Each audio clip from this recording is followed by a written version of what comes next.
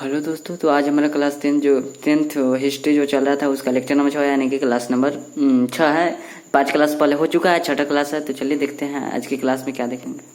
आज का टॉपिक है गैरीबाल्डी। हमने पिछले क्लास में बताया था कि इटली के एकीकरण में 3 व्यक्ति ने सबसे महत्वपूर्ण भूमिका निभाई है, जिसमें पहला व्यक्ति का नाम था मेजनी, दूसरा का नाम था काउंट काबूर और तीसरा व्यक्ति का नाम था गैरीबाल्डी। तो 2 व्यक्ति का नाम के बारे में हमने बता दिया, उन लोगों ने क्या क्या काम किया इटली में।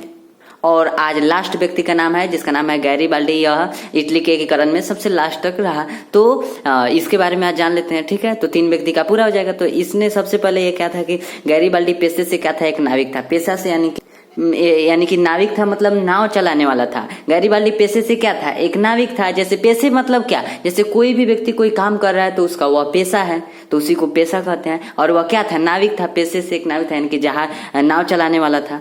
और मेजनी के विचारों का समर्थक था। मेजनी भी चाहता था कि इटली का एकीकरण हो और ये भी चाहता था कि इटली का एकीकरण हो, इसलिए मेजनी के विचारों का क्या था, समर्थक था, ठीक है, मतलब मानता था। परंतु बाद में काबूर के प्रभाव में आकर, काबूर यानी कि काउंट काबूर के प्रभाव में आकर संवैधानिक राजतंत्र का पक्षधर बन गया, यानी कि संविधान से चलने वाला राजतंत्र का पक्षधर बन गया, ठीक है।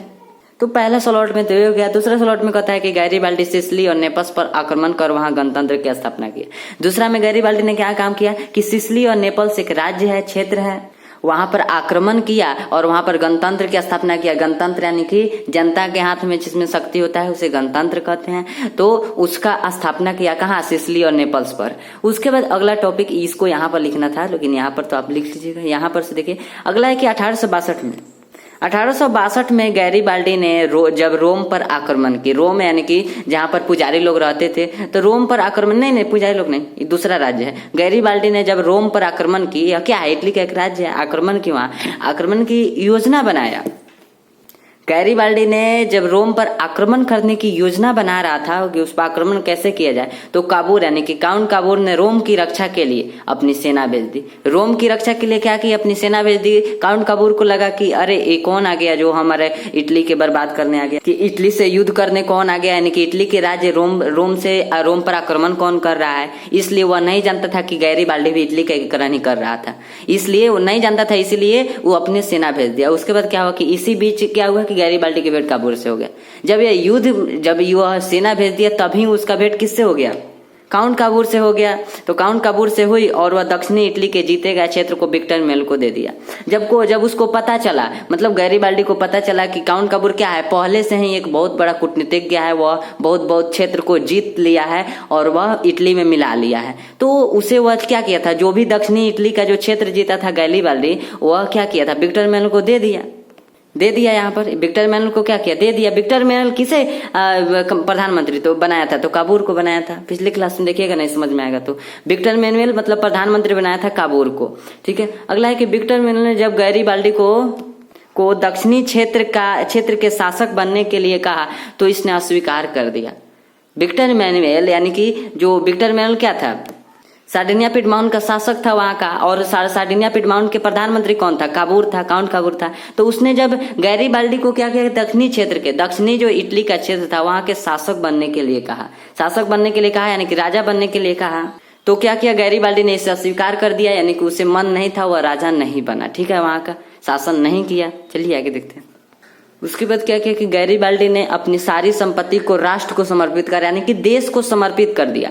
गैरीबाल्डी ने अपनी सारी संपत्ति को किसको समर्पित, राष्ट्र को समर्पित कर साधारण किसान की भांति जीवन जीने लगा। एक किसान होता है जो खेती करता है, अपना घर देखता है, तो वो उसके भांति अपना जीवन जीने लगा। गैरीबाल्डी ने, जो एक महान क्रांतिकारी था, वह भी अपना जीवन क्या करने लगा, साधारण किसान की भांति जीवन जीने लगा। क्योंकि उसे भी लगता था कि काउंट काबूर कहीं ना कहीं हमसे ज्यादा बेहतर है, इसलिए काउंट काबूर को वह जीते गए क्षेत्र को दे दिया और एक साधारण किसान के भांति जीवन जीने के लिए कहा।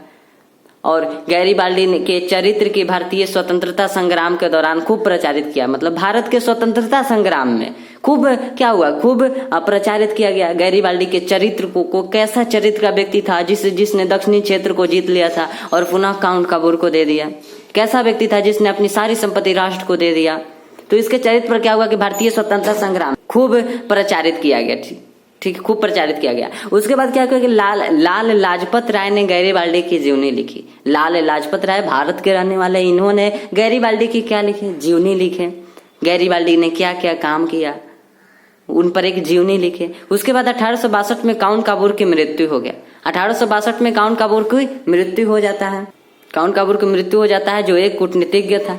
1871 में फ्रांस प्रसा युद्ध के दौरान विक्टर मैनुअल ने 1871 में फ्रांस और प्रसा का एक युद्ध हुआ था। यानी कि 1871 में किसका युद्ध हुआ? फ्रांस और प्रसा का। युद्ध के दौरान विक्टर मैनुअल ने रोम को इटली में मिला लिया।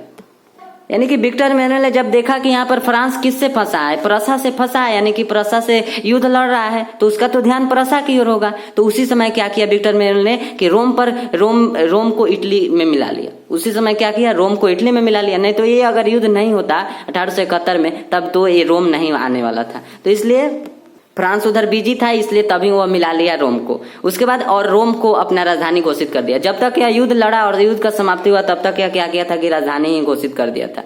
और इटली का एकीकरण 1871 ईस्वी में पूरा गया। इटली का एकीकरण 1871 में पूरा हो गया। ठीक, 1800 पूछेगा इटली का एकीकरण कब पूरा हुआ? 1871 में पूरा हुआ। किसने गैरीबाल्डी की जीवनी लिखी? तो लाला लाजपत राय ने लिखी थी। 1862 में काउंट काबूर की मृत्यु कब होता है? तो 1862 में हो जाता है। फ्रांस और प्रसा का युद्ध कब होता है? 1871 में। इटली का एकीकरण कब पूरा होता है? तो 1871 में। चलिए ठीक है, मिलते हैं अगली क्लास में।